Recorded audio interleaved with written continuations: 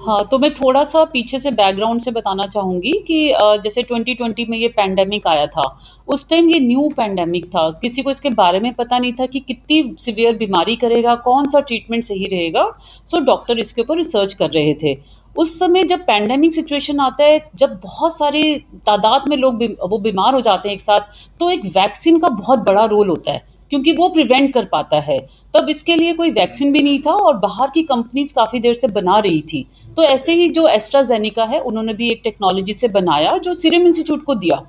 लेकिन जो हमारी drug controller general of India है वो ये कहने लगे कि पहले आप इंडियंस में टेस्ट करो, फिर हम देंगे। सो इसीलिए फिर एक ट्रायल शुरू किया गया था जिसमें पीजे भी एक साइट थी और मैं उसमें प्रिंसिपल इन्वेस्टिगेटर थी। 1600 लोगों में ये वैक्सीन जो था हमने टेस्ट किया था 2020-21 में।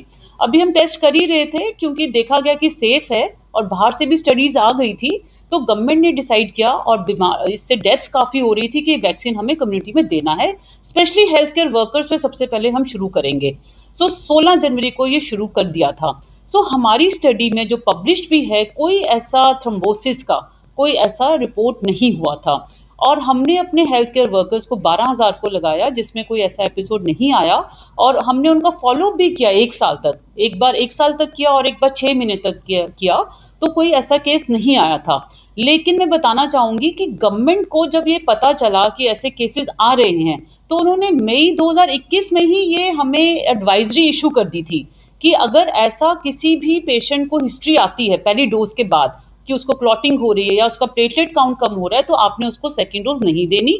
मई 2021 की बात कर रही हूँ मैं, तब हमें ये आ गई थी इन्फॉर्मेशन और उसके बाद अगर किसी को हिस्ट्री भी है तो भी आप ये वैक्सीन उसको ना एडवाइस करें। और इसका जो इंसिडेंस निकला गया है, जो रिपोर्टेड है, उसमें ये देखा गया है कि अगर 7,000 लोगों को वैक्सीन लगा है तो उसमें से एक को ये प्रॉब्लम होगी। सो ऐसी सिचुएशन जहाँ पे हम ना बैलेंस करते हैं कि उसके फायदे ज़्यादा हैं या उसका रिस्क ज़्यादा है। सो उस सिचुएशन को ध्यान में रखते हुए इसको कंटिन्यू किया गया था। सो अभी जो एस्ट्राजेनेका ने इसके बारे में रिपोर्ट किया है, तो उन्होंने भी अग्री किया इस बात को कि ये वैक्सीन से एसोसिएटेड हो सकता है, लेकिन इंसिडेंस बहुत ही कम है, 0.000001, तो बहुत ज़्यादा कम है। और आज की डेट में इसका बहुत कम रेलेवेंस है क्योंकि देखा ये गया है ये जो प्रॉब्लम है कब होती है, वैक्सीन लगाने के 21 दिन के अंदर अंदर होगी, ज़्यादा से ज़्यादा महीने के अंदर हो जाएगी। अब तो लगे हुए 2 साल हो चुके हैं लोगों को, 3 साल हो चुके हैं।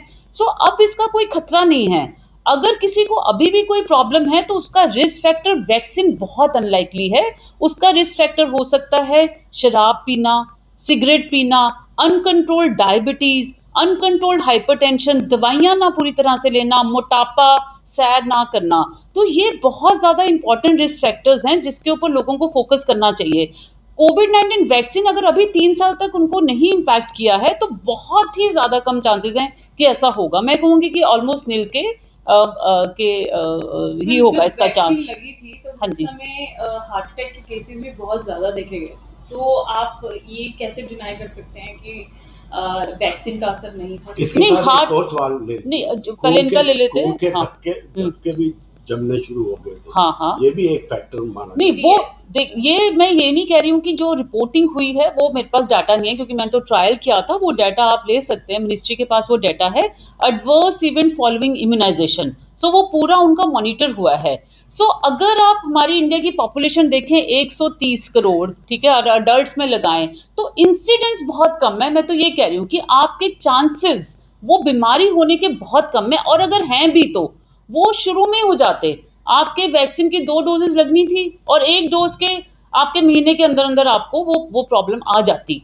तो अब तो मतलब कि 2 साल हो चुके हैं। मैं ये कह रही हूँ आज की डेट में इसका कोई रेलेवेंस नहीं है।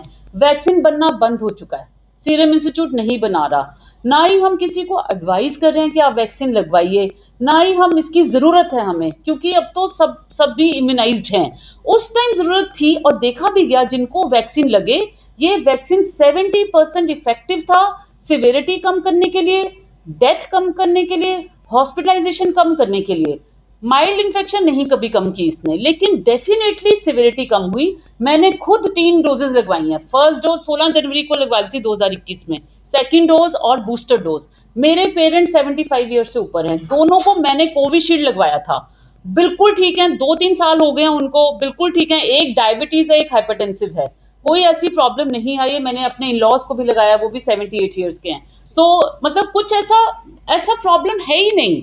अगर मतलब बहुत कम इंसिडेंस है, तो ये पुरानी खबर को अब उठाना इस बात का और डरना मतलब बिल्कुल बेबुनियाद है, मैं ये कहूँगी। मैडम एक सरल भाषा में आम लोगों को यदि आप समझाना हाँ, चाहें, हाँ, हाँ, हाँ। जिनके अंदर इस वक्त माहौल पैनिक वाला हाँ, हाँ, है, हाँ। उनको आप सरल भाषा में किस तरह से कहना चाहिए? मैं उनको ये बताऊँगी कि ये जो टीका है, अभी आपको 2-3 साल हो गए हैं, अगर आपको होना होता तो हो चुका होता।